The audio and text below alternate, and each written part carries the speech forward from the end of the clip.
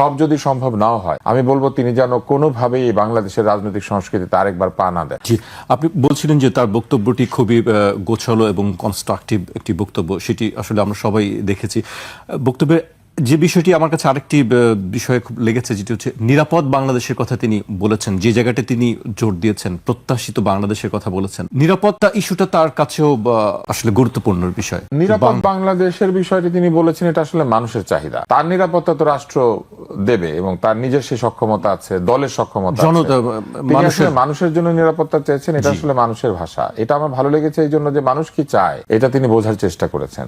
একটা স্বাভাবিক জীবনে তিনি ছিলেন, যে জীবনটা বাংলাদেশে আসার পর অস্বাভাবিক হয়ে যাওয়ার সম্ভাবনা আছে। এই জায়গাতে তার প্রতি আমার ছোট হলো একটা পরামর্শ থাকবে, সেটি হচ্ছে যে এই স্বাভাবিক জীবন যেন কেউ বিঘ্নিত করতে না পারে। আমাদের বাংলাদেশে নেতা 24 ঘন্টা মানুষের পেছনে সময় দিবেন, সারাক্ষণ মানুষের পেছনে সময় দিয়ে জীবনকে ক্ষয় করে ফেলবেন। সারাদিন তিনি এই বিচার আচারে ব্যস্ত থাকবেন, দেশ চালাবেন, এটা চালাবেন, সেটা চালাবেন, মানে তার নিজের ব্যক্তিগত জীবন বলতে কিছু নাই। আমি শুধু বলবো যে যে ছবিগুলি আমরা দেখেছি, তার একটা বিড়াল, তার একটা ছোট্ট কোণার একটা টেবিল যেখানে বসে তিনি কম্পিউটার চালান, তার মেয়ে, তার স্ত্রীর সাথে তার অন্তরঙ্গ মুহূর্ত, তার পারিবারিক মুহূর্ত, সেরকম ছবি দেখেছি। বাসে ওঠার জন্য দাঁড়িয়ে আছেন, সেরকম ছবি দেখেছি। সব যদি সম্ভব নাও হয়, আমি বলবো তিনি যেন কোনোভাবেই বাংলাদেশের রাজনৈতিক সংস্কৃতিতে আরেকবার পা না দেন। বরং যে পরিবর্তনের কথা তিনি বলেছেন এবং যে পরিবর্তন তিনি সূচনা করতে চেয়েছেন, সেই পরিবর্তনের একটা অংশ হোক সকল রাজনীতিবিদ, সকল মানুষ যেন তার পরিবারকে অল্প সময় যতটুকু সে দিতে পারে দিক এবং একটা স্বাভাবিক জীবনের মধ্যে থাকুক। এই অস্বাভাবিক জীবন কি করে জানেন? সিদ্ধান্ত গ্রহণে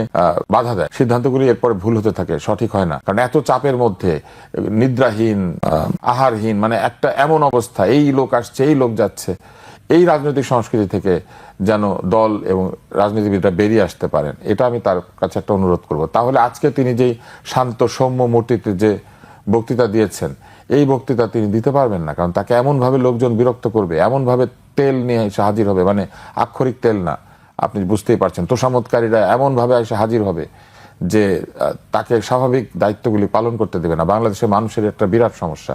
আমি আশা করব এইটাকে তিনি বন্ধ করতে পারবেন। এখন আপনি যেটা বলছিলেন যে নিরাপত্তা, উনি যেই স্বাভাবিক জীবনের মধ্যে ছিলেন বলে বাংলাদেশের মানুষের নিরাপত্তার অভাবটা তিনি বুঝতে পেরেছেন। বাংলাদেশের মানুষ সন্ধ্যা হলে পরে বাড়ির বাইরে যেতে ভয় পাচ্ছে।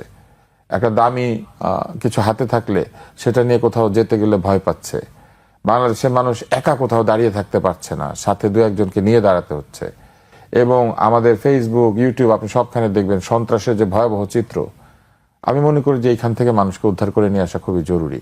এরকম অস্বাভাবিক পরিস্থিতিতে মানুষ ব্যবসা করতে পারে না, স্বাভাবিক যে কাজগুলি সেগুলি করতে পারে না, এবং অধিকাংশ মানুষ তার চাকরি করে না, সে তো অফিসে কাজ করে না, রাস্তায় কাজ করে বাংলাদেশের মানুষ। ফলে রাস্তা যদি নিরাপদ না হয়, বাড়ির বাইরের অংশটা যদি নিরাপদ না হয়, তাহলে মানুষের আয় ব্যয় সবকিছু ক্ষতিগ্রস্ত হয়। আমি আশা করবো যে তিনি যে কথাটি বলেছেন এটা একদম ঠিক, যে মানুষের জন্য একটা নিরাপদ বাংলাদেশ চাই। মানুষ যেন মানুষকে ভয় না পায়।